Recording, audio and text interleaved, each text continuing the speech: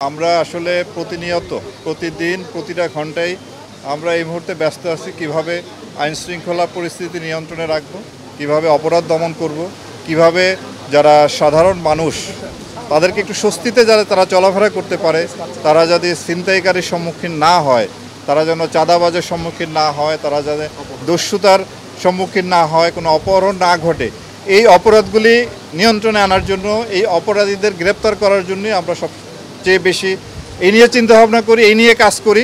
সুতরাং র্যাব বিলুপ্তির বিষয়ে এটি বিলুপ্তি হবে কি হবে না কি হবে এই নিয়ে আসলে এই মুহূর্তে আমরা কোনো চিন্তাভাবনা করতেছি না, এটা সরকার দেখবে। সামনের নির্বাচনের জন্য আমরা সরকার কর্তৃক যে দায়িত্ব আমাদেরকে দেওয়া হবে বা নির্বাচন কমিশন আমাদেরকে যে দায়িত্ব দিবেন সেই দায়িত্ব পালন করতে আমরা সম্পূর্ণ প্রস্তুত। এটা মূল্যায়নের দায়িত্ব আপনার এবং দেশবাসীর। আপনারা 5ই আগস্টের পরে এই পর্যন্ত আপনারা দেখছেন যে র্যাব কিভাবে কাজ করতেছে।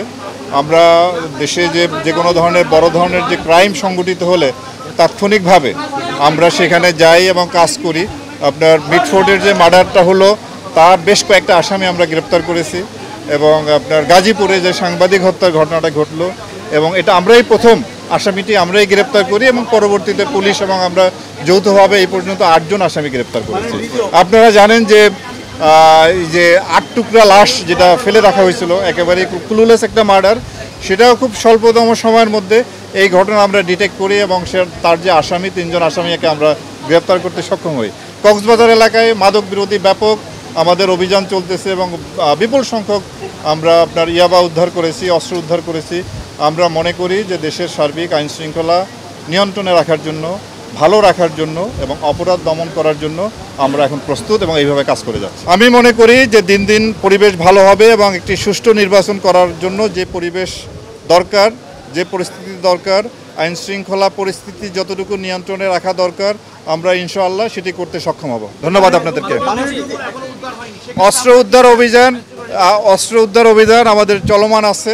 আমরা চেষ্টা করব আমাদের এই অভিযানটাকে আরও জোরদার করার জন্য, এবং নির্বাচনের পূর্বে আমাদের যে লুণ্ঠিত অস্ত্রের যে যতটুকু বাকি আছে সেটুকু উদ্ধারের জন্য আমরা সর্বাত্মক প্রচেষ্টা গ্রহণ করব।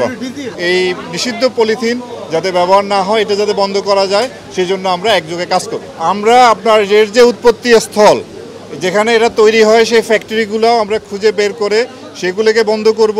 এটা যে পরিবহন হয় সেই পরিবহনে আমরা বাধা দিব, এবং এইখানে আসছি আমরা মূলত খুচরা লেভেলে, যেখানে আপনার ক্রেতারা আসেন, বিক্রেতারা আসেন, তাদেরকে সচেতন করতে। আমরা যদি মানুষকে সচেতন করতে পারি, তারা যদি নিজেরাই পলিথিন ব্যবহার বন্ধ করেন, তাহলেও আপনার এটা একটা পজিটিভ কাজ করবে।